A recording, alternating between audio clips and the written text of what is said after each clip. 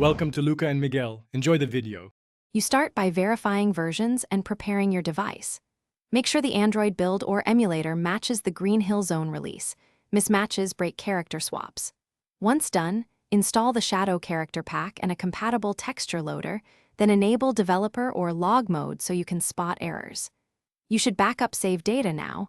That prevents loss if something fails. This initial setup speeds later steps because you won't chase compatibility issues mid-process. You'll now place the Shadow files and tweak configs. First, copy Shadow model and animation files into the game's characters folder, overriding the original as needed. Then open config. Inai and set character equals Shadow, adjusting hitbox offsets so collisions remain accurate. This prevents clipping in Green Hill Zone. Next, load the texture pack and confirm shader compatibility in graphics settings. Mismatched shaders cause visual glitches. Make sure to restart the game. You finish by testing and fixing problems. Start a new session in Green Hill Zone and select Shadow.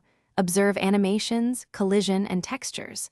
If anything stutters or crashes, revert to your backup and reapply either the model or animation files separately to isolate the issue.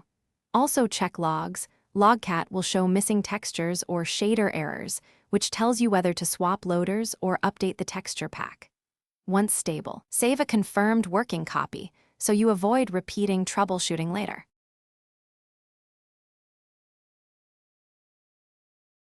Thanks for watching and please subscribe. It's the best investment you'll ever make.